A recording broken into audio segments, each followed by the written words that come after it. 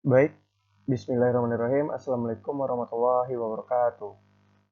Perkenalkan, nama saya Raka Safik, Kastelani Renindra, dengan NIM 2110951044. Mahasiswa Teknik Elektro Fakultas Teknik Universitas Andalas.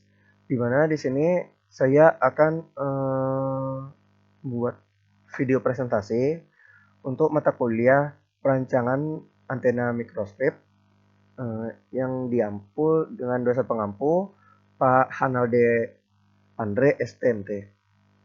Nah, di mana untuk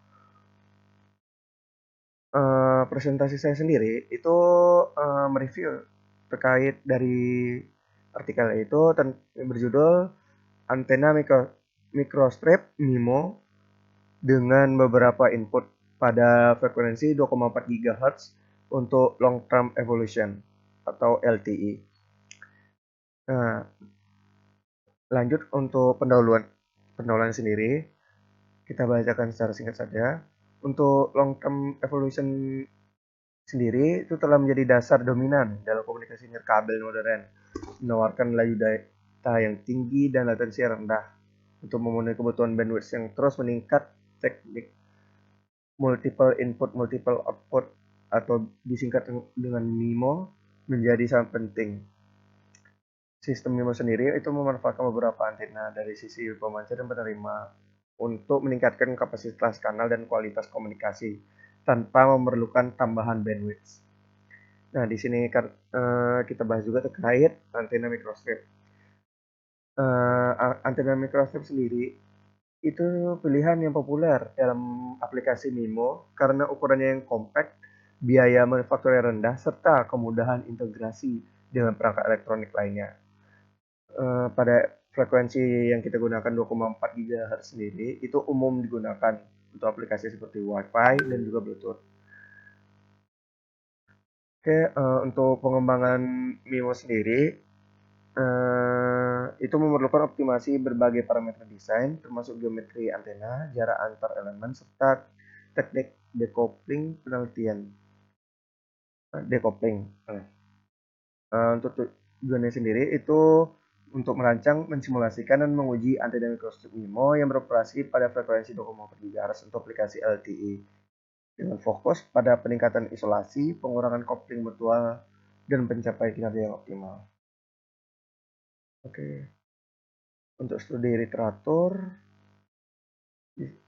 coba kita lihat untuk itu terdapat penjelasan tentang MIMO microstrip antena pada 2,4 GHz untuk LTE. Kemudian tantangan pada pada desain antena MIMO, di mana itu ada kopling mutual, isolasi, bandwidth, dan kekompakan.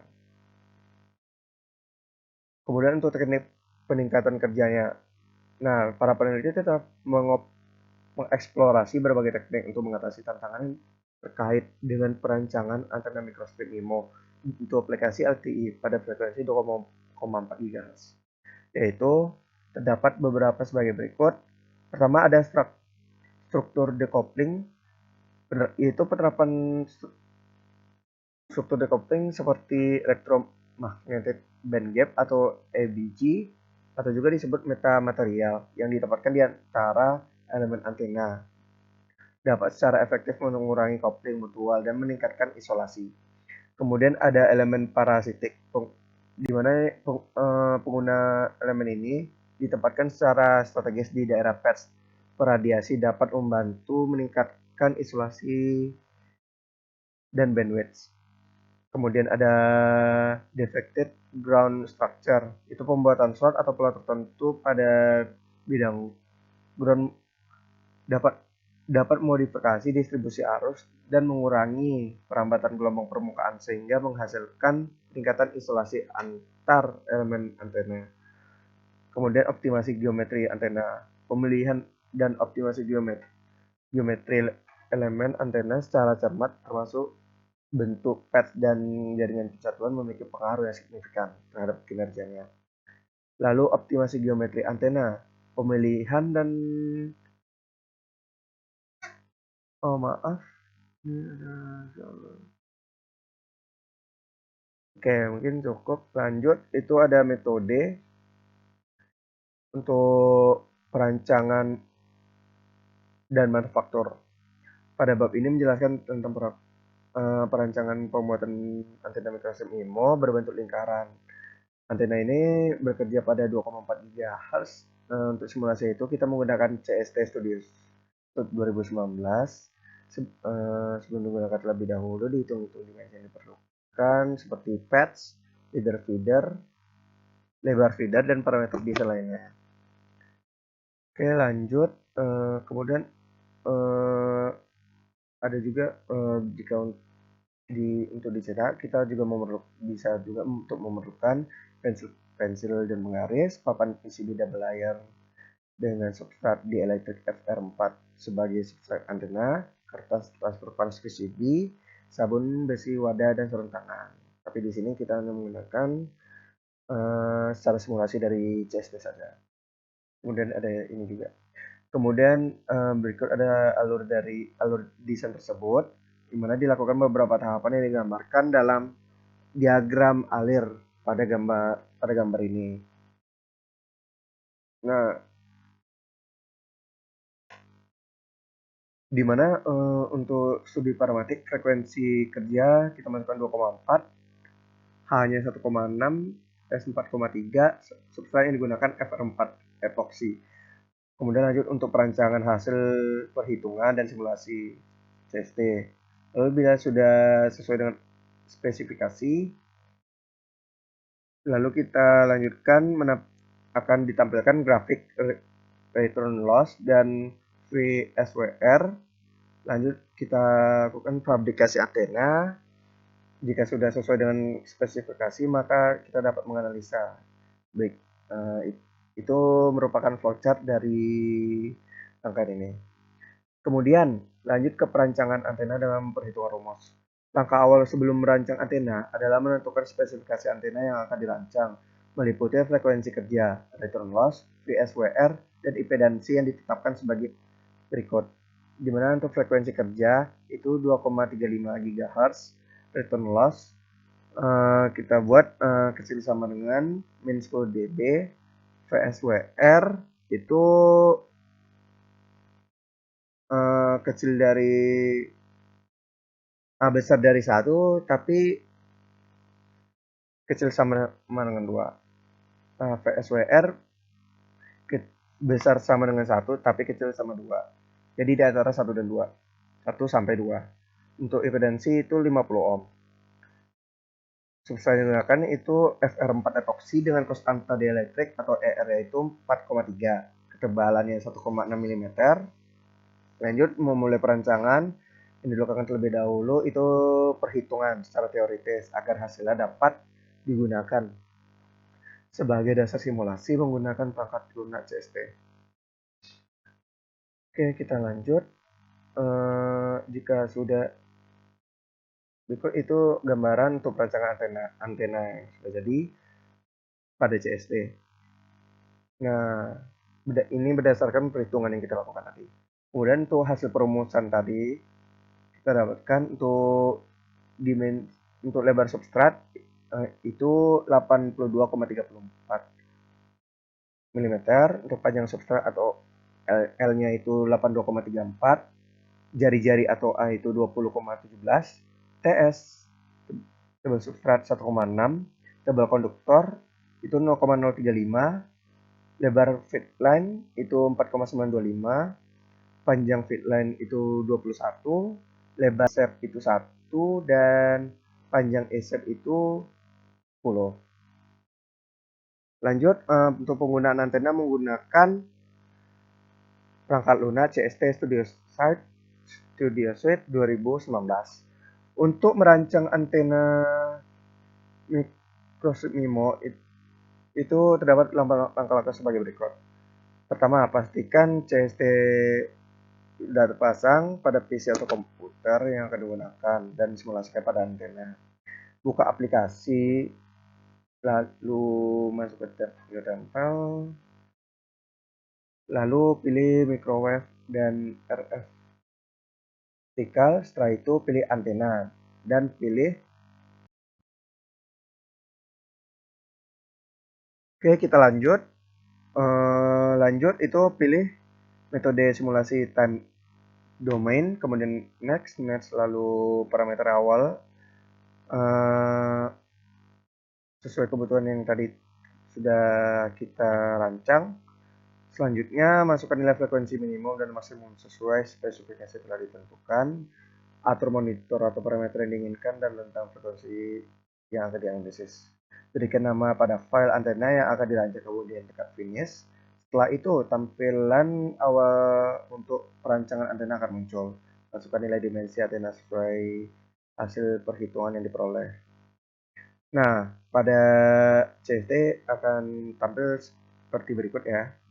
Ini untuk tempat awalnya. Nah, di sini juga ada navigation tree yang bisa kita gunakan sesuai kebutuhan. Nah, di sini ada parameter, Di sini untuk parameternya bisa kita import sendiri ya. Kayak WS, berapa nilainya kita masukin, WS, WL, LF, LP gitu. Nah, di sini untuk namaannya kita sesuaikan materialnya apa, komponen, ZI. Karena di sini dia menggunakan titik koordinat x, y, z, makanya kita di sini terdapat untuk maksimal dan minimal ya. Oke, lalu setelah perancangan selesai, sebelum masuk simulasi, port harus didefinisikan terlebih dahulu dengan memilih menu home, macros, solver, ports, calculate, port, extension, coefficient. Selanjutnya masukkan nilai konstanta elektrik yang dirancang, kemudian pilih calculate. Setelah proses perancangan dan penentuan port pada antena selesai, tahap berikutnya yaitu menjalankan simulasi dengan mengklik start simulasi. Setelah proses selesai, hasil parameter yang diinginkan akan ditambahkan dan memilih menu Kondi Reso, S parameter, dan S1,1. Nah, untuk studi parameter yang dari hasil yang telah dirancang tadi, dapatkan untuk perubahan dimensi seperti ini. Nah, proses yang dilakukan memperoleh parameter antena sesuai dengan spesifikasi yang dilakukan melalui studi parametrik. Tahapan ini dilaksanakan dengan mengubah nilai-nilai parameter antena guna mendapatkan hasil yang optimal, seperti variasi ukuran patch, substrat, serta parameter desain lainnya. Oke, dapat kita lakukan, kita lihat seperti gelombang dia gelombang kontinu ya bentukannya. Bentuknya di mana di bawah itu untuk nilai frekuensinya itu dalam gigahertz ya. Kemudian di atas itu dia gelombang dalam dB. Dari gambar ini dapat dilihat terjadi akibat variasi ukuran patch, di mana nilai awal sebesar 20,17 diperkecil menjadi 18,5. Dari hasil tersebut dapat disimpulkan bahwa semakin kecil ukuran patch, maka kurva respon frekuensi bergeser mendekati frekuensi kerja yang digunakan. Ya, dapat kita lihat dari alurnya, dari gambarnya juga dia makin ke bawah. Oke, untuk menyesuaikan dengan frekuensi kerja yang kita harapkan. Kemudian ada pada gambar 5. Nih, ini menunjukkan nilai return loss yang dimana dihasilkan akibat perubahan nilai lebar dan panjang feed line. Dari hasil dapat diamati bahwa dengan memperkecil ukuran feed line, nilai return loss yang dihasilkan menjadi lebih dalam dan menunjukkan pencocokan impedansi antena. Nah, oke, kita lanjutkan. Nah, pada gambar 6 juga sedikit berbeda, di mana ini gambar terkait pengaruh perubahan ukuran ISF. Dapat kita lihat untuk nilai return loss berada pada frekuensi kerja yang diinginkan dengan nilai return loss itu kecil dari min 10 dB. Perubahan dilakukan meliputi peningkatan lebar ISF dan dari 1 menjadi 5,7, serta pengurangan panjang ISF dari 12,55 menjadi 11. Dari hasil tersebut dapat disimpulkan bahwa nilai return loss dihasilkan lebih telah optimal dan memenuhi standar kinerja antena yang diinginkan.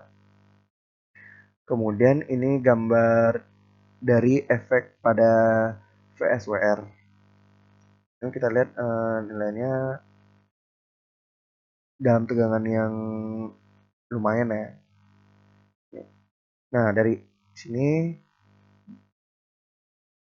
dapat kita lihat VSWR yang telah memenuhi standar antena yang disyaratkan itu berada di bawah rentang nilai 2. Nah, hal ini ditujukan pada percobaan 15 di mana diperoleh nilai VSWR sebesar 1,233. Dari hasil tersebut dapat disimpulkan bahwa apabila nilai return loss tidak sesuai dengan spesifikasi antena yang diinginkan, maka nilai VSWR yang dihasilkan juga tidak akan memenuhi spesifikasi antena. Kemudian ada perancangan dan modifikasi atau optimasi antena microstrip. Setelah dilakukan optimasi pada gambar 2 diperoleh desain optimal dengan hasil kinerja yang telah ditetapkan. Desain akhir ini menunjukkan bahwa proses modifikasi dan optimasi parameter antena sangat berpengaruh terhadap pencapaian nilai return loss dan VSWR yang memenuhi standar perancangan antena microstrip MIMO. Nah, untuk hasil dari desain antena itu dapat kita lihat seperti berikut ini ya. Dan pada tabel ini terdapat parameter dari optimasi antena. Nah, di mana ini parameter merupakan nilai optimal yang diperoleh untuk menghasilkan kinerja antena yang sesuai dengan spesifikasi yang telah ditetapkan. Nilai optimal ini diperoleh dari studi parameter tadi atau proses optimasi yang memvariasikan nilai parameter seperti memperbesar dan memperkecil lebar serta panjang feed line. Nah, untuk nilai dapat kita lihat pada pada tabel tersebut ya. Nah, untuk lebar feed line yang semula yang 4,925 diperkecil hingga 0,75 mm. Kita lihat itu lumayan signifikan untuk perubahan ya, dari 4,9 menjadi 0,7. Kemudian untuk panjang feed line itu dari 21 dikurangi hingga menjadi 13. Nah, itu juga cukup besar perubahannya. Selanjutnya untuk ukuran jari-jari juga diubah dari 20,17 mm menjadi 18,5. Begitu juga dengan yang lainnya. Lanjut kita masuk ke fabrikasi antena, di mana untuk tahapannya dapat kita lihat. Ya, pertama itu menyiapkan alat dan bahan seperti berikut. Oke, sepertinya untuk fabrikasi itu oke. Bentar, ini agak masalah ya dengan bukan jaringan tapi lag ya.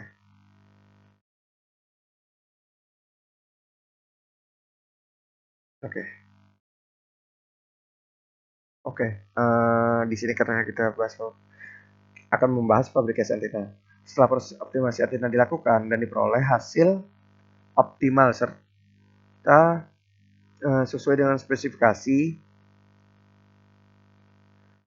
kita lakukan yang pertama itu menyiapkan alat dan bahan yang diperlukan untuk fabrikasi seperti berikut. Kemudian membersihkan PCB yang telah dipotong. Untuk substrat pada saat simulasi menggunakan sabun, kemudian mengeringkannya. Kemudian mendapatkan kertas transfer ke permukaan PCB dengan cara menyetrika hingga pola desain pada kertas transfer berpindah ke PCB. Setelah itu PCB yang telah ditempeli desain dilakukan proses pelarutan. Pada tahap ini bagian ground harus ditutup dan dilapisi tidak larut selama proses etch berlangsung. Setelah selesai PCB dipindahkan ke dalam air bersih, kemudian bagian tembaga pada PCB atau paste dibersihkan menggunakan cleaner untuk menghilangkan sisa kotoran. Lanjut. Setelah PCB bersih, proses selanjutnya adalah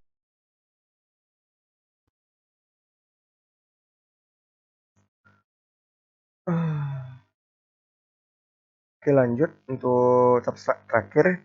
Setelah seluruh proses fabrikasi antena selesai, tahap selanjutnya melakukan pengukuran menggunakan alat ukur keisik. Pengukuran ini bertujuan untuk mengetahui nilai parameter antena hasil fabrikasi. Kemudian kita masuk pada hasil pembahasan, di mana untuk hasil dan pembahasan dari antena hasil modifikasi yang merujuk pada desain sebelumnya disimulasikan kembali menggunakan perangkat lunak CST. Hasil simulasi yang menunjukkan kinerja yang cukup baik dan telah sesuai dengan tujuan serta spesifikasi antena MIMO yang ditetapkan. Setelah hasil perancangan antena memenuhi standar yang dipersyaratkan, dilakukan perbandingan antara hasil desain simulasi dengan hasil fabrikasi yang telah direalisasikan. Berdasarkan hasil optimasi desain antena microstrip MIMO yang telah dimodifikasi, diperoleh beberapa parameter penting, antara lain return loss, VSWR, gain, pola radiasi, dan bandwidth sebagaimana ditunjukkan pada gambar-gambar berikut. Lanjut untuk hasil parameter simulasi. Untuk hasil optimasi antena diperoleh setelah antena dirancang dan dilakukan proses optimasi untuk mencapai kinerja yang lebih baik.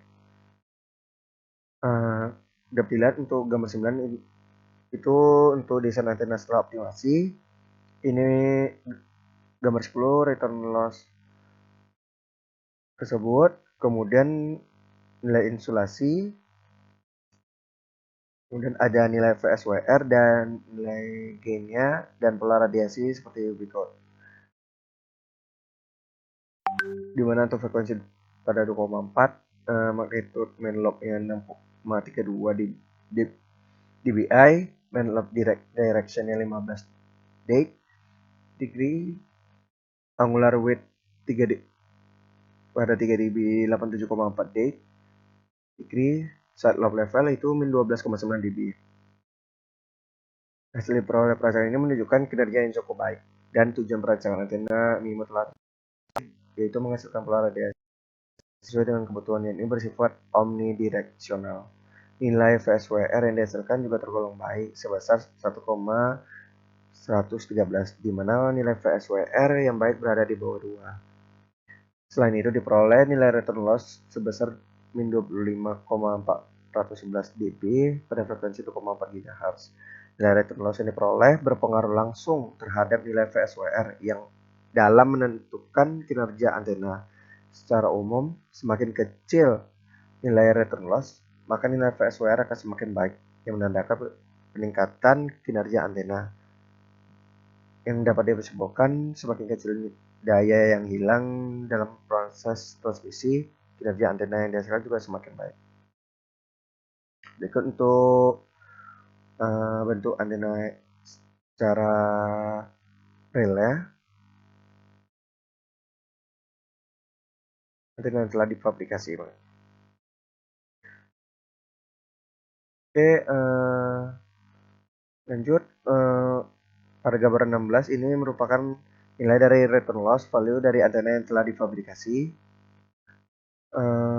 Kita lakukan untuk dengan alat ukur keisik ya, dimana hanya mengukur return loss dan VSWR.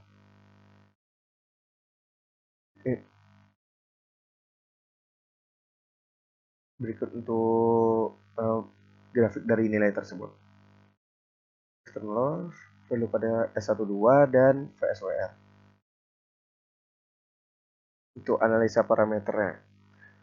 Pertama itu untuk return loss. Itu return loss sendiri itu perbandingan antara amplitudo gelombang yang dipantulkan terhadap amplitudo gelombang yang dikirimkan. Kriteria nilai return loss yang baik untuk sebuah antena itu di bawah min 10 dB, yang menunjukkan sekitar 90% sinyal diserap dan hanya 10% sinyal yang dipantulkan kembali, sehingga gelombang pantul relatif kecil dibandingkan dengan gelombang yang hanya dikirimkan, atau dapat dikatakan terjadi pencocokan impedansi dengan baik. Kemudian hasil simulasi menunjukkan nilai return loss sebesar min 25,411 dB yang telah memenuhi spesifikasi antena nomor sentra itu. Pada hasil pengukuran antena hasil fabrikasi, nilai return loss min 18,071 dB. Nilai tersebut juga masih memenuhi spesifikasi loss yang dipersyaratkan untuk antena. Kemudian untuk isolasi. Isolasi sendiri itu pelemahan yang terjadi antara satu antena dengan antena lain. Nilai isolasi dapat diamati melalui parameter S dengan itu perbedaan antara S11 dan S11 dan S12. Nah, berdasarkan gambar 16 tadi, terlihat bahwa isolasi pada antena simulasi lebih rendah dibandingkan isolasi antena hasil fabrikasi yang ditunjukkan pada gambar 17. Nilai mutual coupling yang diperoleh juga menunjukkan perbedaan signifikan di mana antena hasil simulasi itu sebesar min 3,81, sedangkan pada fabrikasi antena itu lebih baik, yaitu min 38,43 atau lebih rendah. Selain parameter. Oke, lanjut VSWR itu perbandingan antara tegangan maksimum dan minimum. VSWR yang baik itu kecil dari 2, kecil sama dengan 2, yang menunjukkan bahwa hampir seluruh daya yang dipancarkan oleh antena pemasar dapat diterima oleh antena. Di mana untuk hasil simulasi itu VSWR sebesar 1,113. Kemudian untuk hasil fabrikasi tadi didapatkan VSWR itu 1,285. Kedua nilai tersebut termasuk kategori yang baik. Dan apabila VSWR semakin besar, daya dipantulkan juga semakin besar sehingga terjadi pencocokan impedansi menjadi kurang baik. Kemudian gains. Untuk gain sendiri penguatan yang juga dapat diartikan sebagai karakteristik antena dalam memusatkan radiasi sinyal yang dipancarkan atau menerima sinyal dari arah tertentu. Diperoleh nilai gain antena sebesar 6,464 dB. Nilai gain sangat berpengaruh terhadap besar daya pancar antena, di mana semakin tinggi nilai gain yang diperoleh, maka semakin baik pula kemampuan daya pancar antena tersebut. Lanjut ada pola radiasi, di mana bentuk pancaran energi elektromagnetik dari antena yang dinyatakan dalam koordinat bola. Pada gambar 442, hasil simulasi menyatakan bahwa dia bersifat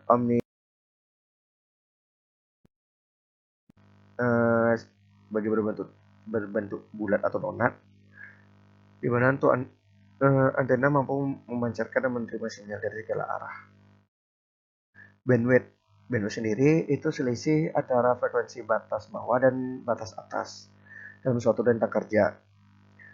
Nah, di mana di sini pada hasil simulasi diperoleh bandwidth-nya itu 34 MHz ya. Sementara untuk hasil fabrikasi itu diperoleh bandwidth sebesar 50 MHz. Menunjukkan hasil fabrikasi memiliki bandwidth lebih lebar dibandingkan hasil simulasi. Dari parameter di atas dan yang telah diukur dan dibandingkan, diperoleh perbedaan di mana proses fabrikasi terjadi pergeseran frekuensi dari 2,4 GHz menjadi 2,44 GHz. Dan terjadi juga perbedaan pada nilai return loss, VSWR, dan yang lainnya.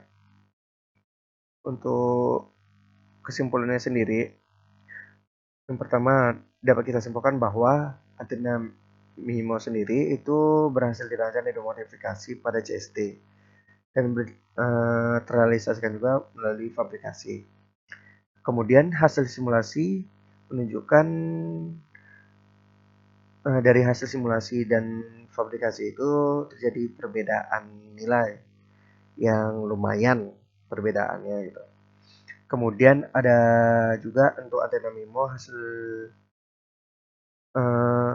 simulasi layak diaplikasikan untuk LTE karena memiliki pola radiasi omnidireksional, nilai gain sebesar 6,4 dB, serta nilai mutual coupling sebesar min 23,811 dB yang telah memenuhi parameter yang dibutuhkan untuk aplikasi LTE, yaitu pola radiasi omnidireksional, gain lebih besar dari 2 dBi, serta mutual coupling lebih kecil dari min 20 dB.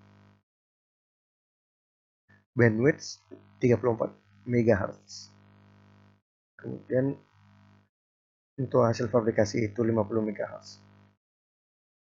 Oke, mungkin cukup sekian dari yang dapat saya sampaikan. Maaf bila ada salah kata. Wassalamualaikum warahmatullahi wabarakatuh.